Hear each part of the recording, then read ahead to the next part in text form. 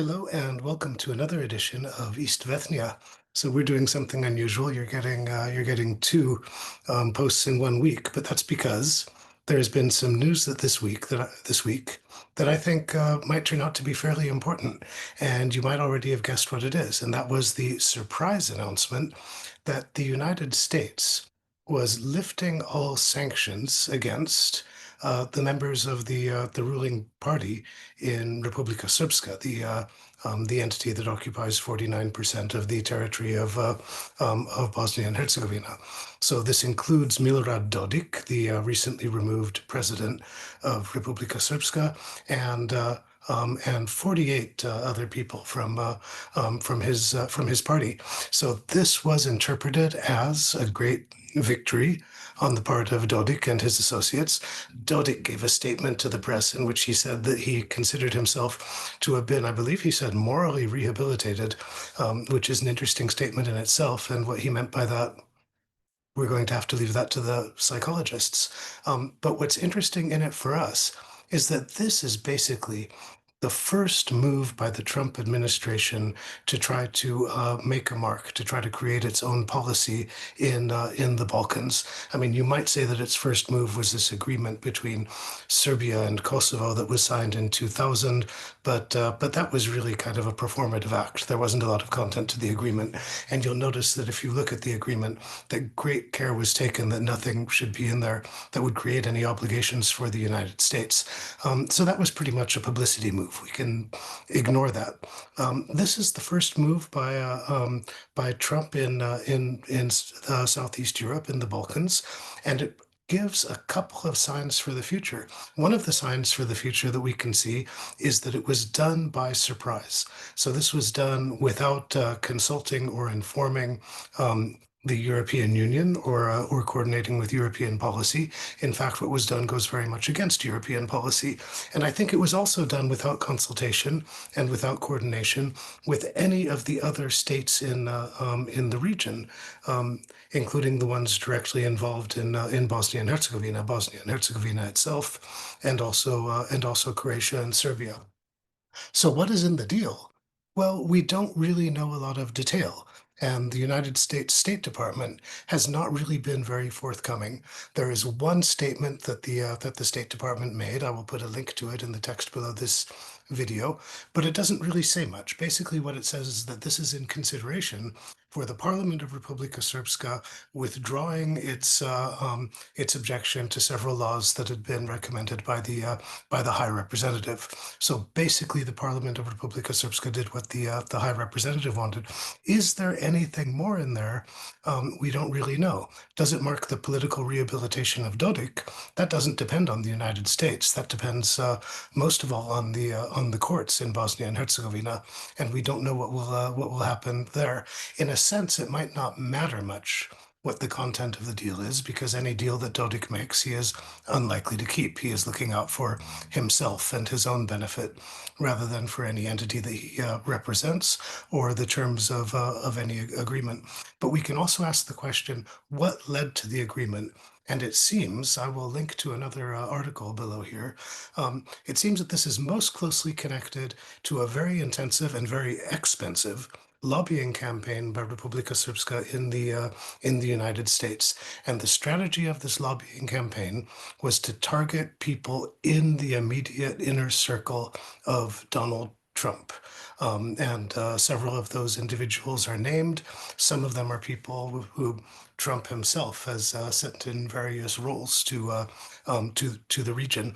But there's another really interesting indicative moment in this, and that is that earlier this week, the last thing that I posted on this website was an analysis of a text by Roger Stone, the political campaign consultant who had first his sentence commuted and then got a pardon for Trump for his involvement in the interference on the part of Russia in in elections in the United States. And that text sort of made an ideological argument as to why the United States ought to be supporting Serbian policy in the region generally and Alexander Vucic in particular. And I think it's this text that provides a trace to the ideological context in which this surprise decision was taken by the United States. So the first ideological context is, of course, that as long as Trump has been president, the United States has been seeking increasingly to harmonize its policy in the international arena with the policy of Russia.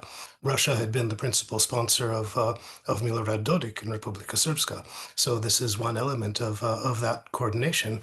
But there is something else going on here too, because there is a resonance with the main ideological points that are made by Dodik and his supporters, and several of the ideological points that animate the American right wing currently in power in terms of international policy. And one of them, and you see a clear indication from this in the text by Roger Stone, is fear of Islam, of Muslim people, of the influence of Muslims in the world. In that text by Roger Stone, he describes the period of occupation of institutions in Kosovo by the Serbian regime after 1989. He calls that a period of religious liberty for Christians in Kosovo, and this resonates with another of the points. You know, aside from ordinary racism that motivates the right wing in the United States. And that is the religious and racial motivation. So if you want to talk about who is considered to be oppressed people in the world by the American right wing, there are two groups that they identify.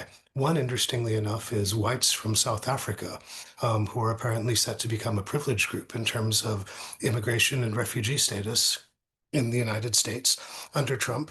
And the other is the belief that Christians are oppressed throughout the world and that there is a need to liberate them. So this, I think, contributes to a kind of resonance pushing the right wing in the United States to support for some of the points made by nationalists in Serbia and among ethnic Serbian people outside of Serbia. What will this agreement mean for the future? This also is difficult to predict, and it's unknown. There is not any kind of certain impact on policy in the region or on the political fate of Dodik and his party in Bosnia and Herzegovina. This is a matter that is up to the courts in Bosnia and Herzegovina. We can speculate that there might be political pressure on the courts that we don't know. There's also been some speculation that this effort, if it's true, that it's part of a general effort to favor people of Christian religion in the world, then this might be coordinated with an effort to try to do another carve up of territory, remaking the Dayton Agreement in Bosnia and Herzegovina. So, for example, to take what some of the Croatian nationalists in Bosnia and Herzegovina have been arguing for, and that is the creation of a third entity. One thing that we do know, however, is that all of the states in the region are states that are relatively less powerful in the world, and you've seen this on the part even of more powerful states. There is a motivation to try to pacify, to try to mollify, to try to satisfy the United States, regardless of who is holding political power in the United States. People give golden things to Donald Trump, and oh my God, in South Korea, I don't know whether you saw that they organized a hamburger and ketchup banquet for him with all of that fabulous Korean cuisine that they have. But another point. But Getting back to the main point, until now, the United States has basically kept out of pushing unique interests for this administration in the Balkans. Most of what Trump has done, most of the time, has been to follow the foreign policy direction that was set by Barack Obama and by Joe Biden before him.